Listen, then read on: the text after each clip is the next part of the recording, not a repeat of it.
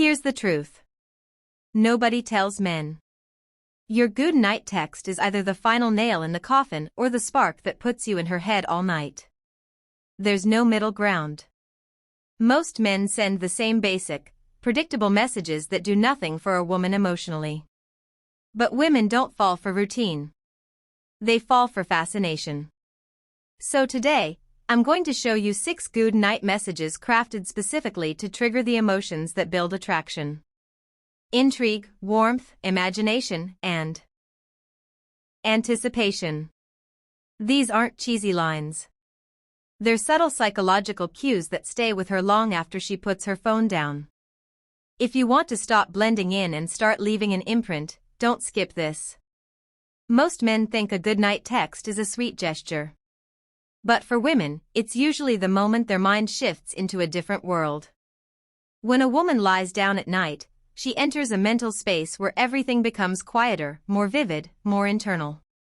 Her imagination sharpens. Her emotions turn up.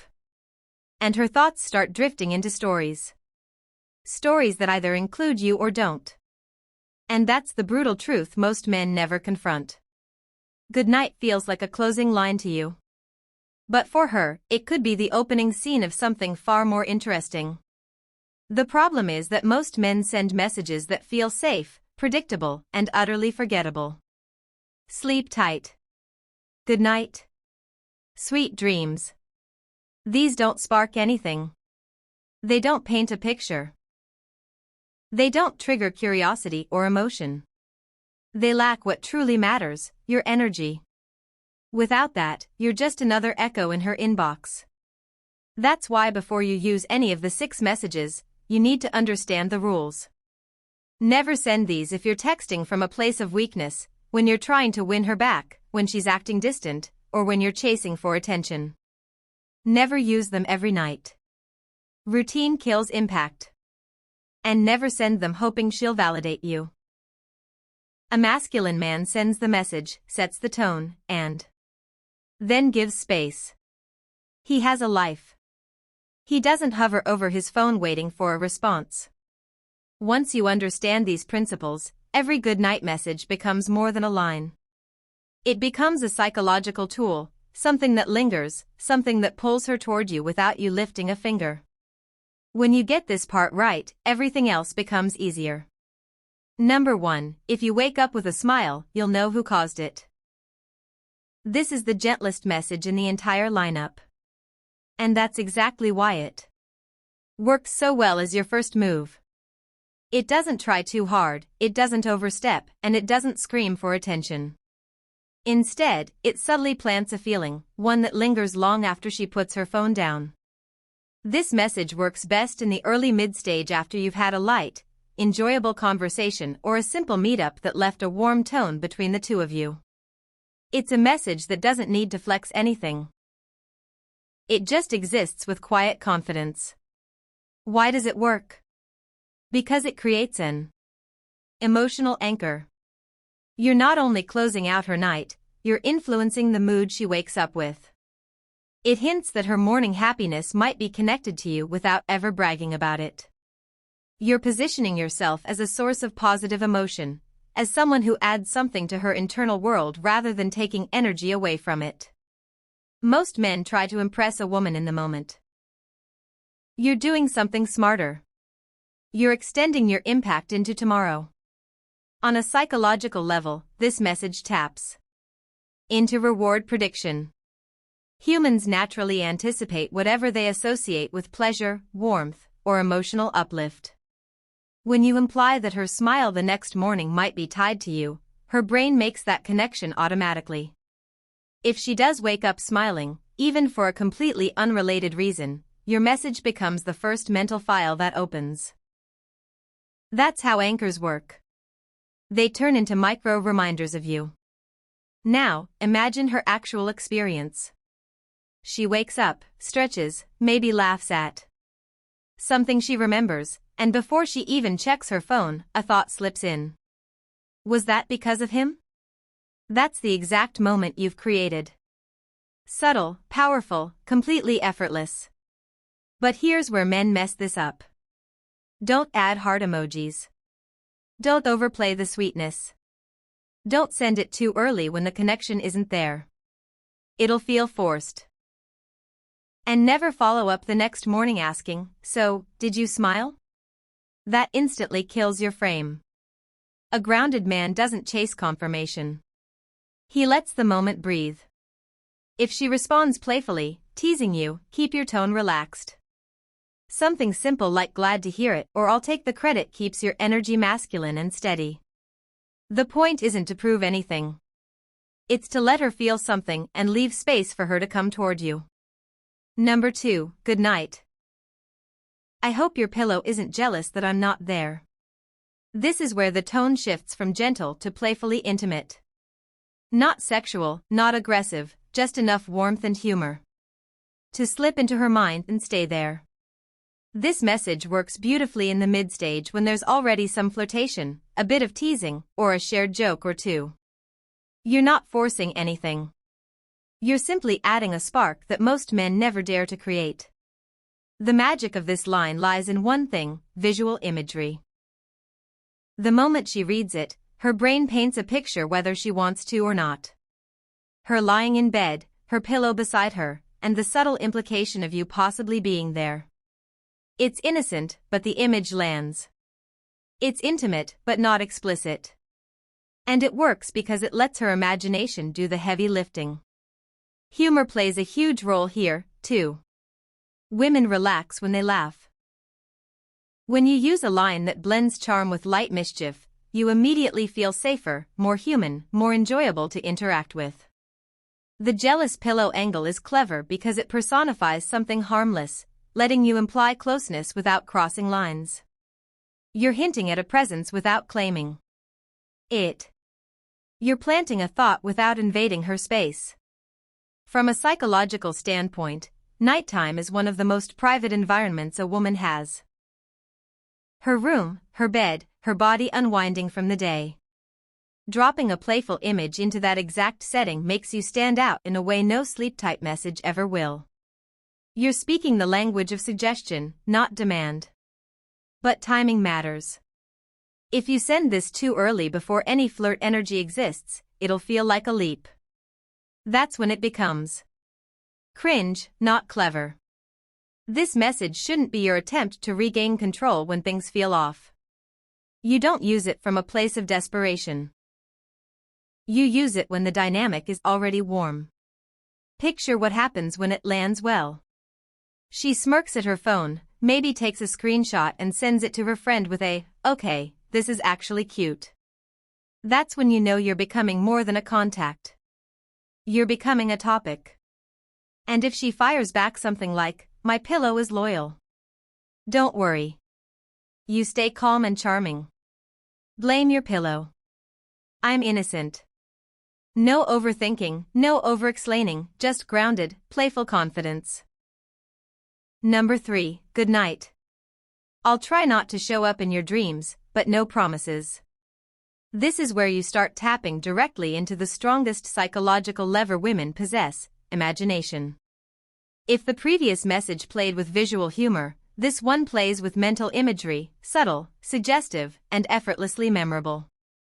It works best in the early, mid, or solid mid-stage when the connection is already warm and you've shared enough banter for this kind of playful confidence to feel natural rather than presumptuous.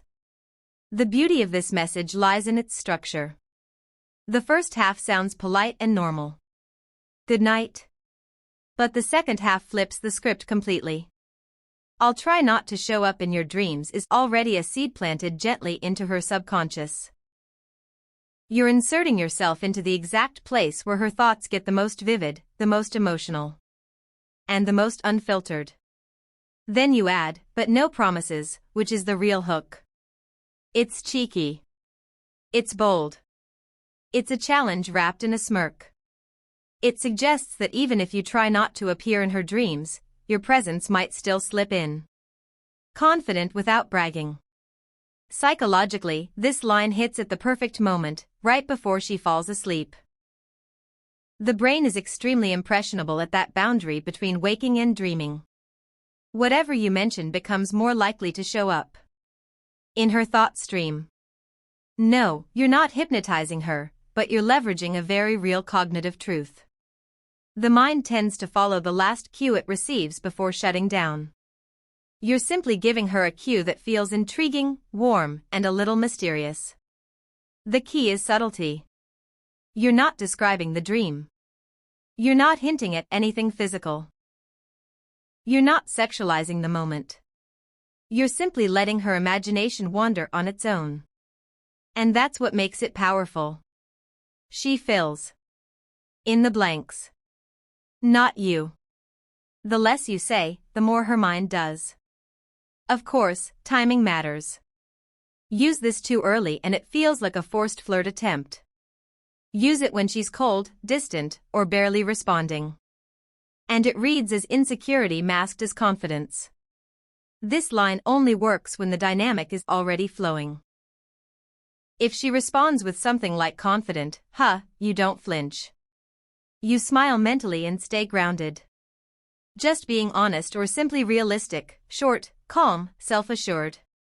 No essays, no explanations, no backpedaling. The purpose of this message isn't to get her to dream about you. The purpose is to make her think about the possibility.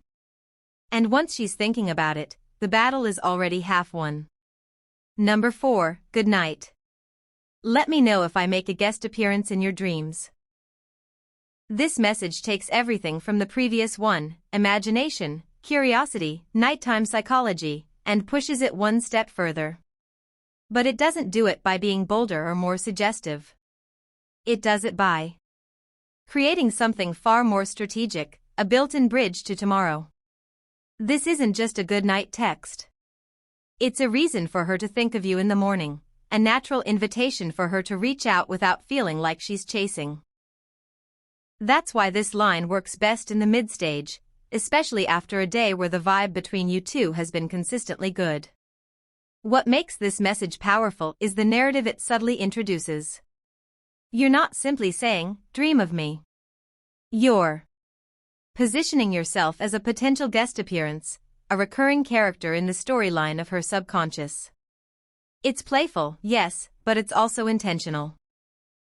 You're setting up an ongoing thread between the two of you, something that can carry into the next day without forcing a conversation. It's a psychological cliffhanger. Women naturally enjoy storytelling, sharing their feelings, their thoughts, their little moments. This message taps straight into that instinct. You're giving her a light-hearted excuse to open up the next morning with something like, no guest appearance last night, or you actually did show up. Both responses are wins. One keeps the banter going. The other deepens the dynamic. The strategic strength of this line is that it doesn't pressure her. It doesn't expect a response right away. It simply opens a door. If she wants to walk through it, she can. And when she does, it feels like her idea. That's high attraction. Creating opportunities without trying to control outcomes. Picture the scenario. She reads your message before bed. She smiles. Maybe she rolls her eyes in that amused you're impossible kind of way. Then morning comes and whether she dreamed about you or not, the thought resurfaces. You've created continuity. And continuity is how you shift from being a moment in her day to being part of her mental routine. If she replies with something teasing like, no dream cameo tonight, your response stays grounded and effortless. Directors can be unreliable. I'll file a complaint. It keeps the tone playful while maintaining your masculine steadiness. Just don't make the fatal mistake of asking the next morning, so, did I? That flips the frame and puts you in validation-seeking mode. A man who understands his presence doesn't chase proof of it. This message positions you not as a temporary thought, but as a character she expects to see again. Subtle, fun, and unforgettable. Number 5, rest well. But don't smile too much tomorrow thinking about me. This is the confidence flex of the entire list. The line that separates you from every man who's still trying to play it safe.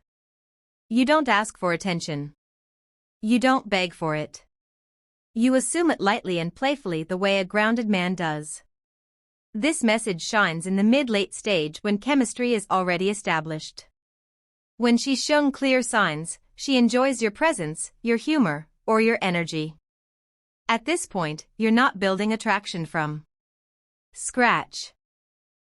You're amplifying what's already there. The reason this message works so well is because it taps into a psychological phenomenon most men never take advantage of. The power of expectation. When you imply that she will be thinking about you tomorrow, you plant the idea before she even goes to sleep. Her brain starts making micro-associations. What would make her smile tomorrow? And why might it be connected to you?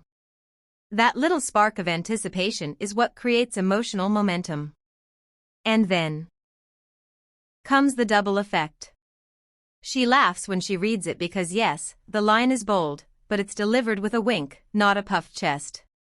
And if she smiles the next morning for any reason at all, a good cup of coffee, a funny memory, even a random thought, your line triggers a callback in her mind. Suddenly, she's thinking of you because she smiled, even if you had nothing to do with the actual moment. That's how confident suggestion works.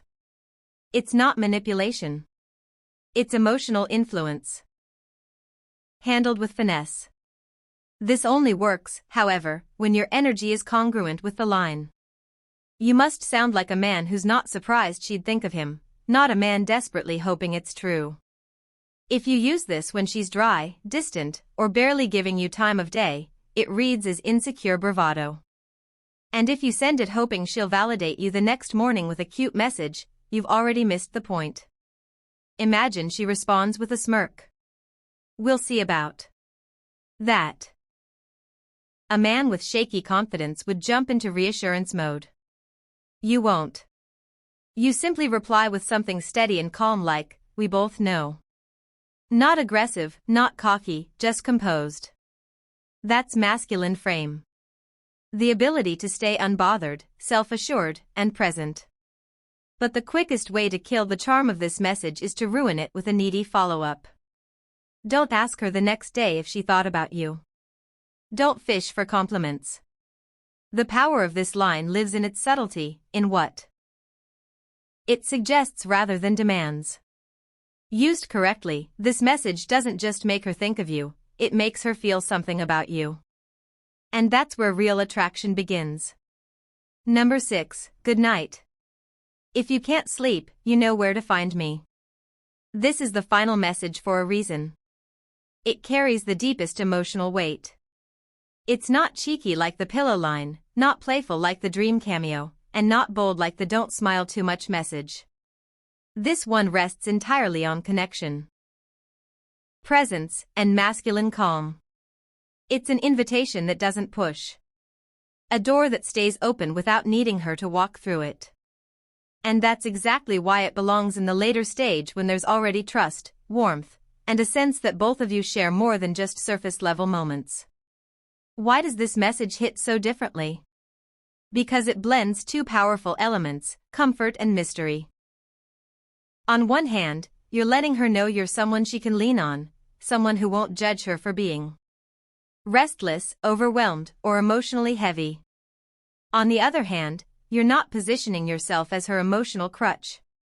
You're simply creating a space she's welcome to enter if she chooses to. That optional availability is what makes your presence feel strong instead of needy. Psychologically, women cherish men who can make them feel safe without smothering them. A man who isn't trying to fix her or chase her, but can hold space with ease. This line signals exactly that. It says, I'm steady. I'm here. You're not alone. And you're free to reach out without pressure. It's emotional intelligence wrapped in 8 simple words. Now, picture the moment she reads it. It's late. The room is quiet.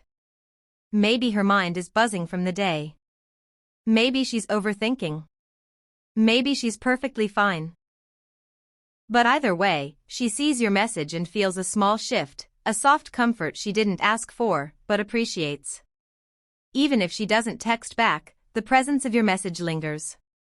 And if she does text, Later with something like, "I can't sleep." You don't jump into rescue mode or turn into an amateur therapist. You reply with warmth and steadiness. Something like, "I'm here. What's on your mind?" No pressure, no overfunctioning, just grounded energy that doesn't make her problems yours to solve. The danger, of course, is misusing this line. If you send it when you're too available, too reactive, or secretly hoping she'll depend on you emotionally, it loses all power. It can't be a ploy to get her attention. And it can't be a last attempt to revive a dying conversation. It must come from fullness, not emptiness. Because this message isn't for boys searching for validation.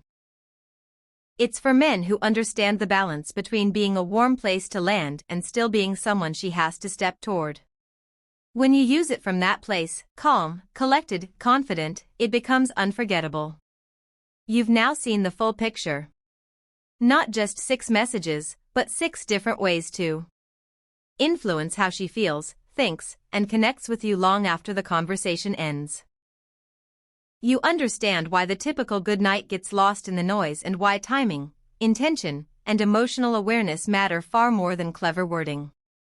You've learned when each message fits, how each one works psychologically, and how to avoid the mistakes that quietly kill attraction for most men without them ever realizing it. But here's the real transformation. You're no longer sending words. You're sending experiences. You're shaping the emotional tone she falls asleep with and the mood she wakes up to. You're stepping out of the category of forgettable men and into the much smaller group of men who know how to communicate with clarity, depth, and confidence. Because at the end of the day, the difference isn't in the line, it's in the frame behind the line. Most men will hear these messages and rush to copy and paste them like cheat codes. The man who wins is the one who uses them with intention. The one who understands the psychology behind them. The one who knows that masculine energy isn't loud or needy, but grounded, steady, and emotionally fluent. That man, that's who you're becoming. If you want to lock this in, drop a comment with the message you're planning to try tonight or the one you've used before without realizing why it worked. Hit like, share this with another man who needs to step out of the goodnight trap. And subscribe so you don't drift back into old habits. There's more to learn.